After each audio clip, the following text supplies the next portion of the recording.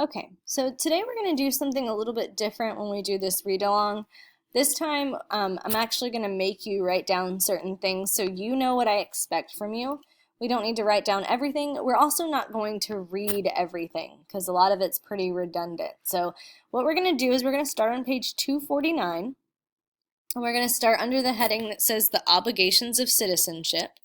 And over on the side, we're going to start reading. It says, as you learned in the preface to this book, all American citizens have obligations and responsibilities, as well as rights.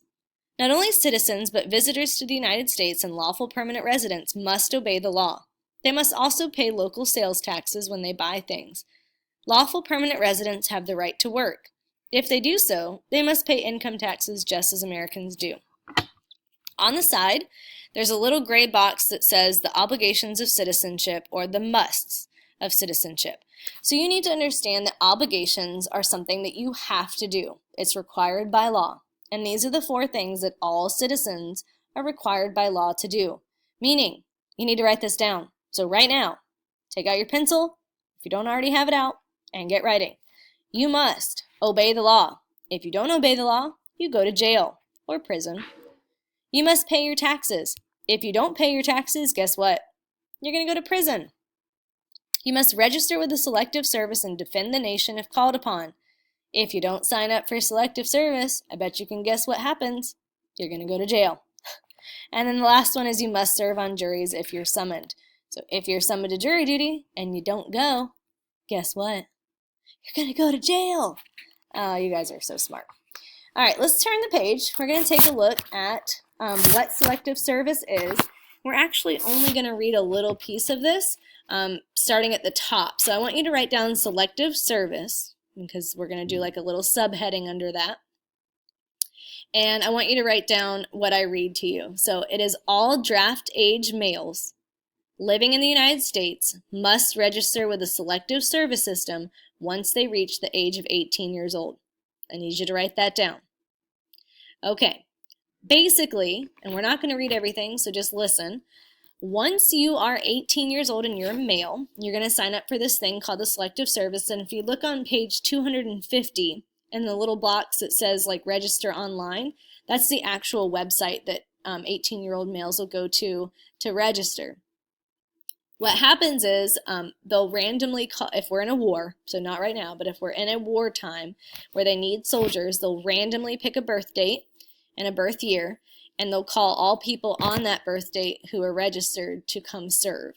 So it's kind of like a lottery system, but like an unlucky lottery system. All right, let's skip on to page 251. It says jury service down at the bottom. We're going to pick up here and you're going to take some notes. So go ahead and write jury service as a heading. Okay, and here's where we need to start. So the first bullet you're going to write down is only citizens are asked to serve on juries. That's the first bullet.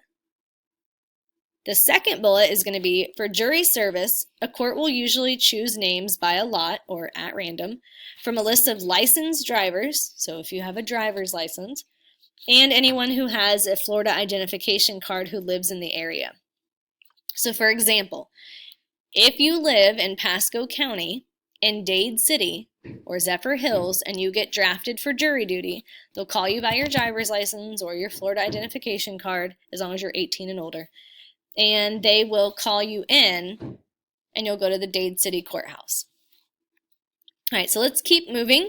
We do want to write down what a jury summons is. It's where it comes in the mail, so it's mail that you get from the courthouse to appear.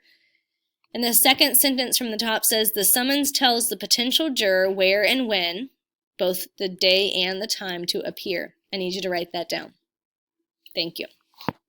Then we're going to go ahead and go to 252, so turn your page. And that leads us to the responsibilities of citizenship. For this section, I really need you to write down what's in the box again, the little gray box, where it says the responsibilities of citizenship, the shoulds of citizenship. So a responsibility is something you should do, but you don't have to do it, and that's really important to understand. So you need to be informed about local, state, and national public affairs. You need to vote in elections. You need to join a political party. You need to run for political office, serve on local committees, attend public meetings, petition the government by writing to government officials, or volunteer for local public service projects. Again, these are all responsibilities as citizens. You don't have to do these things, like you're not going to go to jail, like the obligations, but these are things that you should do to be a better citizen. So we're going to go ahead and we're going to look through and kind of talk quickly. I won't have you write anything down, but I do want you to listen. So you want to be informed about what's going on around you. So in 252 down towards the bottom it says be informed. If you don't know what's going on around you, then you're not going to know what needs to be fixed. And that's going to come up in 2 units. We're going to talk about public policy changes. So at that point, we're going to start really getting involved. You have to know how to vote, and you have to vote like when you should be doing that. So coming up this November, all of your parents should be going out to vote. You have to be 18 or older to do it, and you have to sign up to vote. So please make sure you tell them to do that. You can express your views. You can attend civic meetings, you can participate in politics if any of you ever wants to be the president. As long as you're natural born, you can do that. And then if you turn the page, it says you can volunteer, and you can do what's called civic participation, which is promoting the common good or the good of the whole as the community. So that is it for obligations and responsibilities. Hopefully you took notes along with me, and this way we didn't have to read a bunch of stuff and not know what to write down. All right.